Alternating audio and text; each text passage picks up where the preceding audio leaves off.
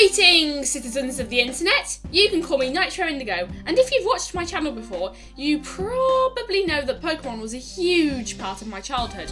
While I discovered it at the very end of the third generation, the fourth generation is where my nostalgia comes from. Like many people, I discovered Pokémon through the anime. While I remember it the clearest of all the shows I watched as a kid, there's a reason I stopped watching it. I found everyone annoying. Outside of a handful of episodes, I've never felt compelled to rewatch it out of nostalgia. I once saw a compilation of the Diamond and Pearl movies in Asda and decided to buy it for old time's sake. I have the vaguest memories of seeing the rise of Darkrai when it first aired on television in the UK, but does it still hold up? I don't want my channel to just be associated with Pokémon, but 4 people wanted me to review this, while only one of you wanted me to review the 1986 My Little Pony movie, so here we are now.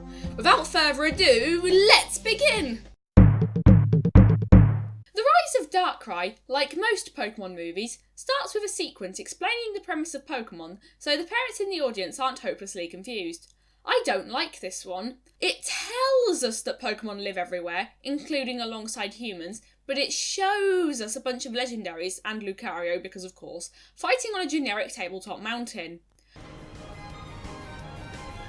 Wait, is that the Johto World Battle theme? Johto confirmed! Wait a minute. The sequence continues with an introduction to our main characters in front of clips of every previous Pokémon movie, including ones that the Pokémon Company International doesn't own the distribution rights to. This is Ash. He never ages. This is Brock. He flirts with every woman he meets. This is Dawn. She likes to wear dresses. This is Pikachu. Buy our toys! Oh look! Dawn still has Weasel. Well, this is a blast from the past. We cut to a void between dimensions, where 2 giant dragon dinosaurs are fighting to the finish. The pink one is Palkia and controls space, while the blue one is Dialga and controls time.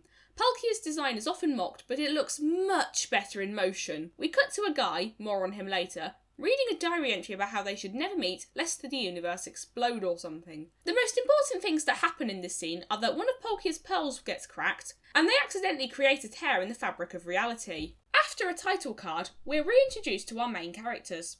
Shouldn't we have gotten there by now?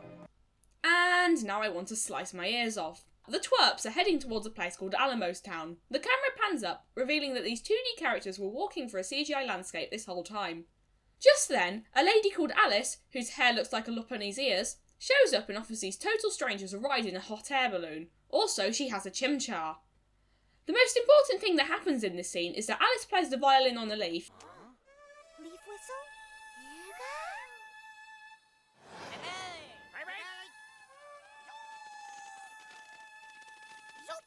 Which will be important later. Also, Team Rocket are spying on them. Say, this balloon thing is catching on. Like we're gonna catch Pikachu.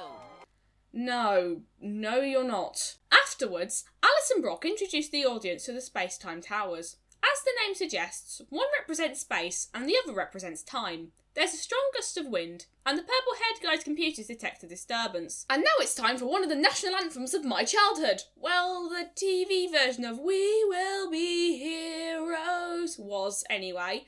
I'm not too keen on the movie version. It just sounds too slow.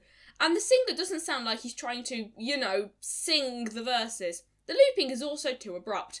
Thanks to copyright, you'll have to take my word for it. Alice shows the protagonist to a fancy garden. Why are Finion and Luminion in that pond? They live in the ocean! What a beautiful spot. It says the design theme of Architect Godey's brilliant garden is the harmony between humans and Pokémon. That describes pretty much everywhere in this world. Anyway, the protagonists send out all of their Pokémon so they can play together. This is a personal nitpick, but seems like this bothers me on an irrational level. Welcome to the anime, where all of your Pokémon come to life and do cute things, except Porygon's evolution line sucks to be them, am I right? Anyway, the Pokémon start fighting, so Alice stops them by playing the music from earlier. A Gallade then shows up to deliver a warning, which leads them to this guy called Baron Alberto. He mentions a Pokémon called Darkrai, which he accuses of damaging some pillars, and Brock explains that Darkrai causes nightmares. Team Rocket is still spying on them, but they're not important. Alberto also has a Licky Licky, a Pokémon with an absurdly long tongue, and the even more absurd ability to magically retract it. Licky Licky accidentally attacks the purple-haired guy with a fiery laser of imminent death. His name is Tonio, and he explains that he detected a space-time abnormality. Then, he gets conked on the head by a rock, and Alberto tries to make advances on Alice. Understandably, she'd rather be with Tonio. We cut to Dialga and Palkia fighting, which causes the crack in reality to send out a shockwave again. Meanwhile, in the material world, Darkrai rises out of the shadows. He tries to hit Licky Licky with a black orb thing, but he misses and hits Ash instead. There's a good use of a jump cut, and the scene that follows is really tense. The colours have desaturated, and Ash is all alone. He sees the terrible CGI Palkia, then Darkrai appears in front of him. He tries to send out Turtwig, but the Pokeball disappears, and then Pikachu falls into a CGI abyss.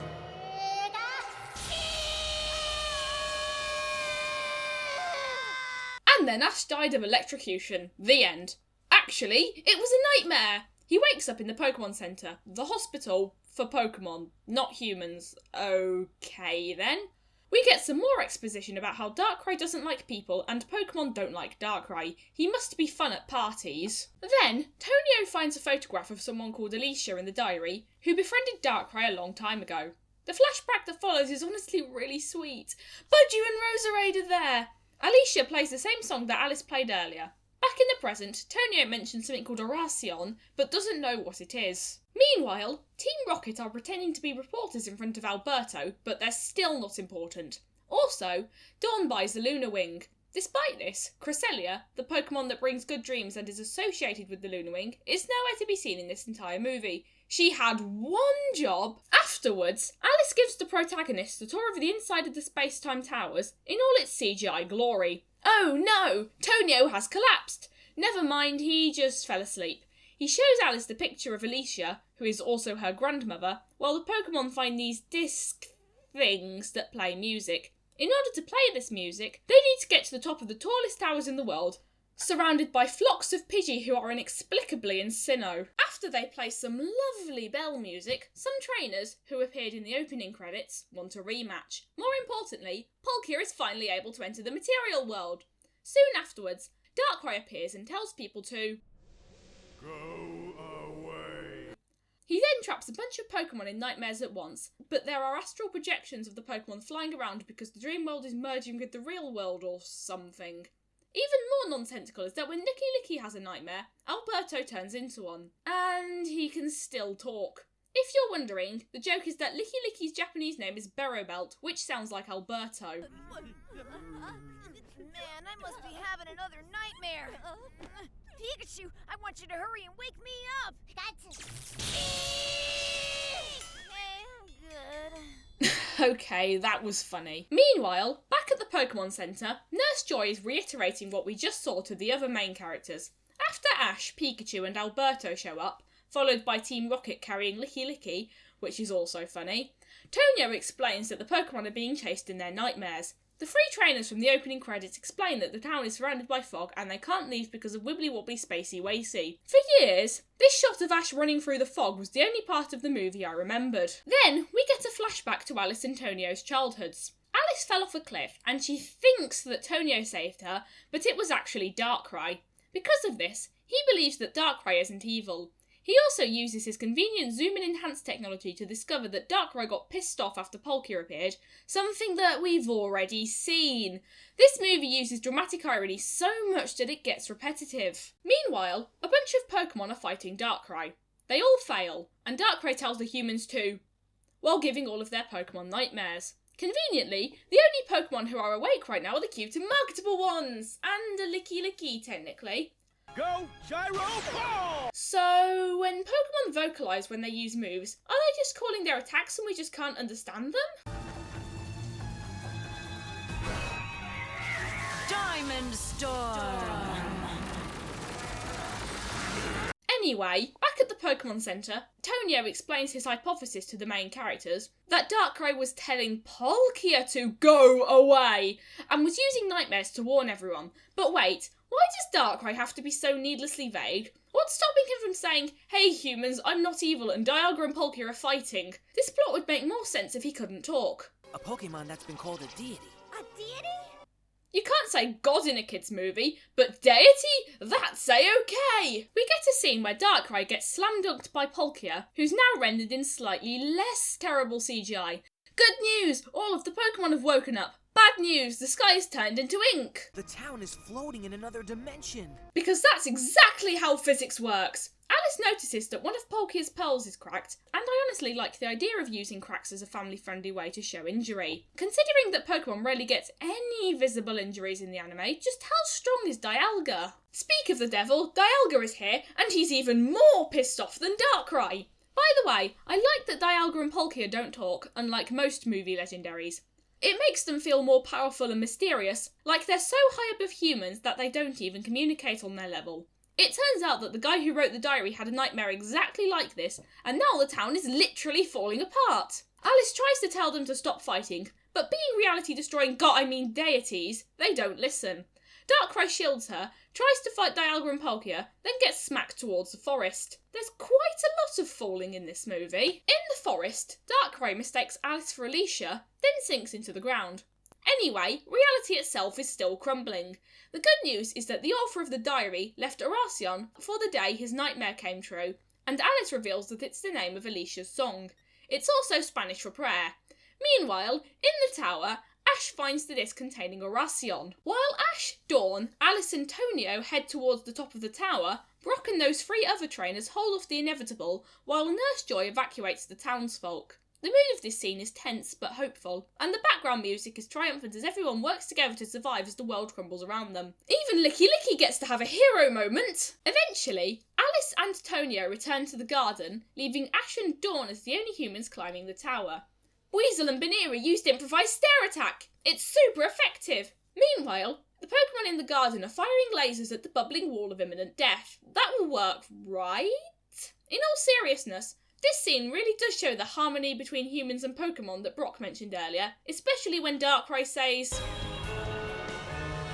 "This garden is everyone's!" Unfortunately, the tower's spire has collapsed to the point where Ash, Dawn and Piplup have to take a different route to the music room. The pendulum's dissolving is a nice visual metaphor for how they're literally racing against the clock. All the while, Darkrai has been holding Dialga and Palkia off, but he finally fails. As Dialga and Palkia start fighting again, Ash and Dawn struggle to put the Horacion disc into the right slot. They need one last push though. Electricity! Good thing that our heroes have electric types, or else the town would be doomed. I like how Pachirisu and Pikachu's bolts of electricity are different colours. Nice touch! Finally, Horacion plays. This scene is so beautiful, I don't even mind the CGI integration this time.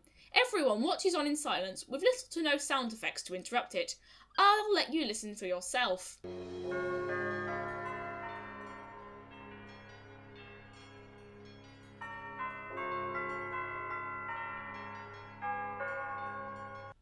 As this happens, it turns out that the towers are a plant. Okay then? That's it. That's Horacion. You don't say! This song is so moving, Dialga and Palkia finally stop fighting, and Ash and Dawn are able to convince them to return the town to normal. The imagery here is beautiful too, and it's accompanied by more of that triumphant music. Is that white swirly void supposed to be the gap between dimensions or something? The scene that follows is really poignant. I love dramatic anime sunsets, and it was only here that I realised that this movie takes place over the course of a day. Unfortunately, Darkrai is dead. Scratch that, he's worse than dead, he was erased from existence. Funny considering another Darkrai's role in Explorers. Wait, never mind, he was restored with the rest of the town. This is then followed by a credit song that begins with the words, "I'll always remember you," which seems to be about dealing with death, because that's not confusing at all. Pokémon The Rise of Darkrai is a pretty decent kids movie. It's not going to win an Oscar for best voice acting, although I do like Darkrai's voice, and the CGI is pretty bad, but Horacion is a nice motif that has thematic payoff, and the imagery is just beautiful. When you get down to it though, it's just like the rest of the Pokémon anime, entertaining enough for kids, but not much to offer for anyone else. Until next time, stay interesting!